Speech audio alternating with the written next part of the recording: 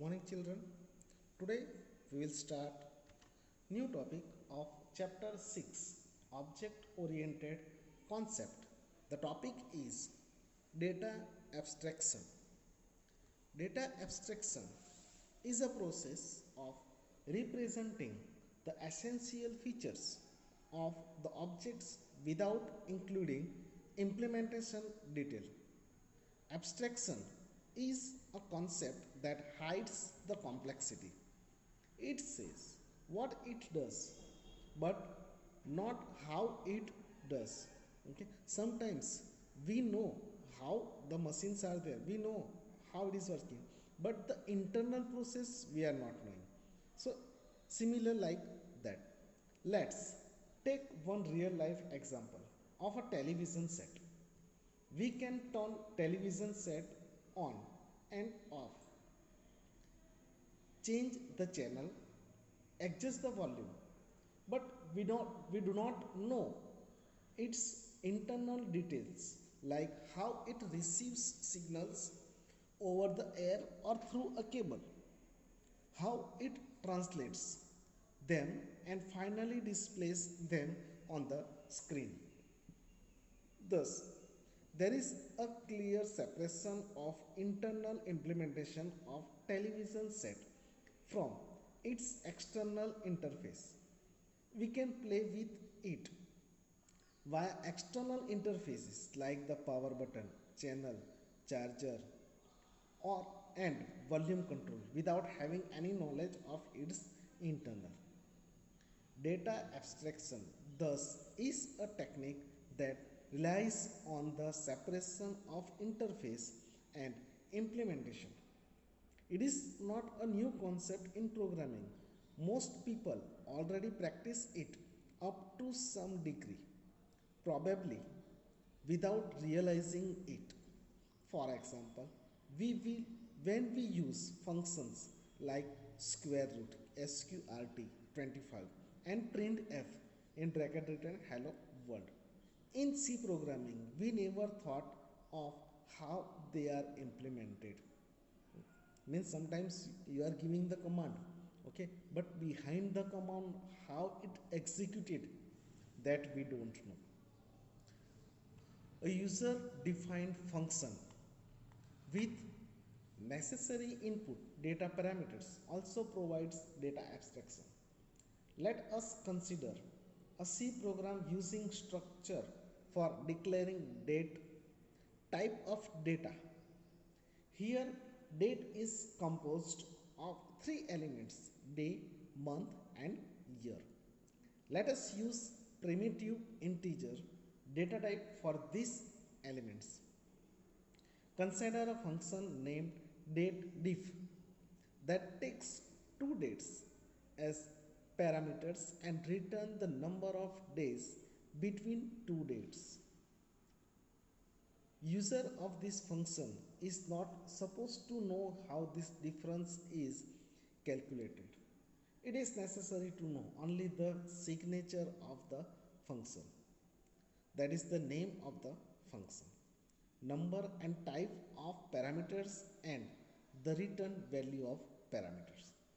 If there is any change in the process of finding difference, it has no effect on the part of the program using this function. Thus, data abstraction provides the skeleton or templates for our use. The system hides certain details of how data is stored, created and maintained. All that is visible to the rest of the world is the abstract behavior of the data type. Details of how the behavior is implemented are hidden so that they can be changed as per need without impacting others. One example is also there in mobile also sometimes, okay, games you are playing, okay, but behind that what mechanism is there, that you don't know. We don't know how it is calculated, we know, we don't, okay, like that. Abstract data types ADT or struct in C or C++. Classes in C++ and Java are examples for data abstraction. In ADT, abstract data types, we simply define a data type and set of operations on it. We do not show the implementations of operations. In Excel also, okay, when you are writing the function sum, okay, but behind that what mechanism is there that you do? No, we don't. How it is calculated, from where it will get the data, okay, these are the internal process. We are not knowing these all things. The basic difference between the data encapsulation and data abstraction is encapsulation protects data by making them inaccessible from outside, and abstraction enables to represent data in which the implementation details are hidden or abstract. Messaging. In object-oriented technology, a call to a method is referred to as a message. When any method is called, so that is called message. Due to encapsulation, all method calls are handled by objects that recognized the method. Different classes may have some same methods with same name. For example, class date has method named display that displays the date object in specific format. Suppose there are other classes time and person both having method with same name display. To display time in specific format and to display the details of person respectively. When method display is invoked in the program, how to know which method is to be executed? This is determined using the object that evokes the method. For example, if display is called by an object of person class, it executed the display method defined in the person class. So it is related to the proper class. Now, polymorphism. Polymorphism means many forms. There may be different forms of single method or operation. Assume that we have written a function named max that finds maximum of two numbers. It takes two integers as parameters. Parameters, or it is, we can say, variables or values, and returns maximum as integer value. Now suppose we want to add one more function named max that finds maximum of integer elements stored in an array. Array means more than one value you can store in the under the one name of the field. It takes array and its size as parameter and return maximum integers. It is possible to define more than one function with the same name. In some programming language, the answer to this question is no.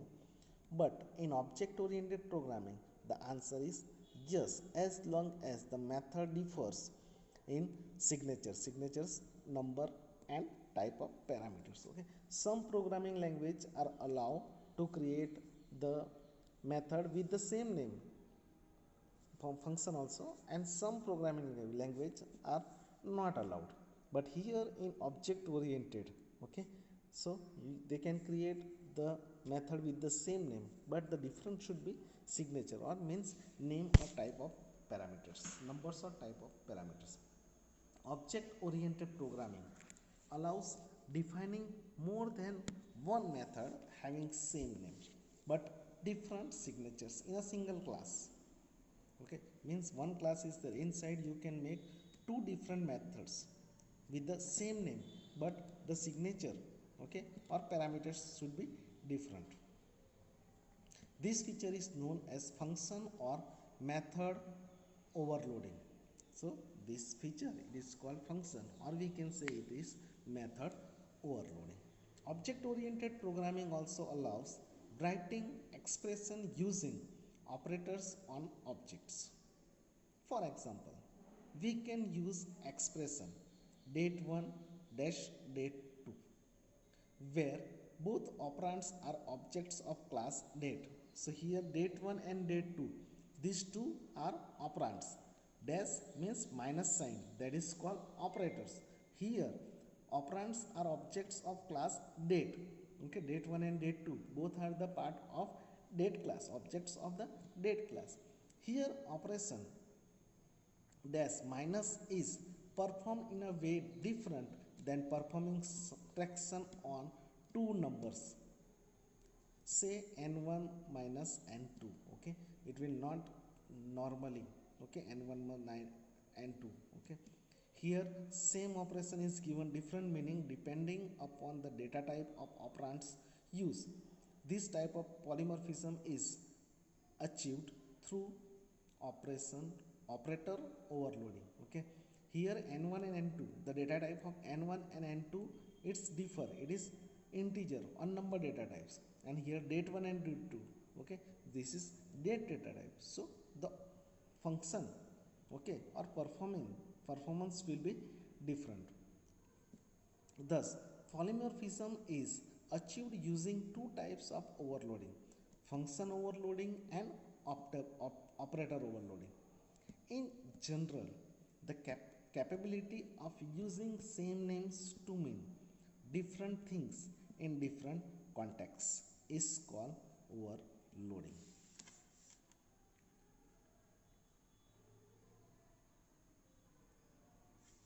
So here we will stop.